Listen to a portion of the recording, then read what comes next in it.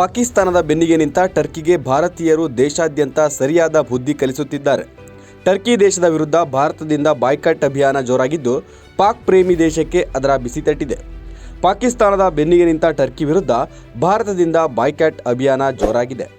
ಸೇಬು, cherry, olive oil, marbles, electronic ವಸ್ತುಗಳು, fashion ಉತ್ಪನ್ನಗಳು ಬ್ಯಾನ್ ಮಾಡಲು ನಿರ್ಧರಿಸಲಾಗಿದೆ.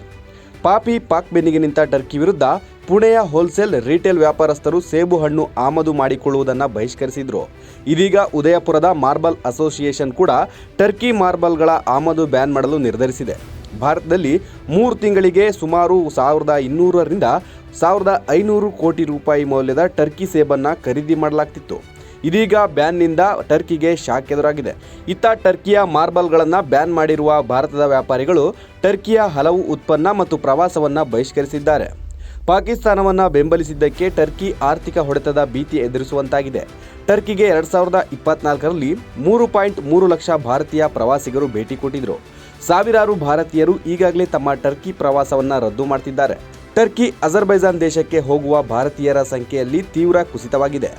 ಪ್ರವಾಸಿಗರ ಈ ಬಾಯ್ಕಾಟ್ನಿಂದ ಟರ್ಕಿ ಅಜರ್ಬೈಜಾನ್ ಸುಮಾರು 3,000 ಕೋಟಿಗೂ ಹೆಚ್ಚು ನಷ್ಟವಾಗುತ್ತಿದೆ.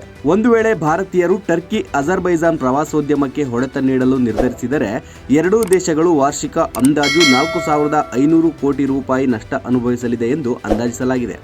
ಇನ್ನೊಂದೆಡೆ ಭಾರತ, ಟರ್ಕಿ ಮತ್ತು ಅಜರ್ಬೈಜಾನ್ ನಡುವೆ ವಾರ್ಷಿಕ 67,000 ಕೋಟಿ ರು ವಹಿವಾಟು ನಡೆಯುತ್ತಿದ್ದು, ಸರ್ಕಾರ ಇದರಲ್ಲೂ ಹೊಡೆತ ನೀಡಲು ಮುಂದಾದರೆ ಪಾಕಿಸ್ತಾನವನ್ನು ಬೆಂಬಲಿಸಿದ್ದಕ್ಕಾಗಿ ಎರಡೂ ದೇಶಗಳು ಪರಿತಪಿಸಬೇಕಾಗಿ ಬರಲಿದೆ ಎಂದು ಅಂದಾಜಿಸಲಾಗಿದೆ.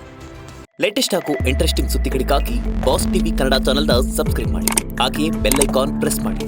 ಇದರ ಜೊತೆಗೆ ಫೇಸ್ಬುಕ್, ಇನ್ಸ್ಟಾಗ್ರಾಮ್, ಎಕ್ಸ್ನಲ್ಲೂ ಮಿಸ್ ಮಾಡದೆ ಫಾಲೋ ಮಾಡಿ.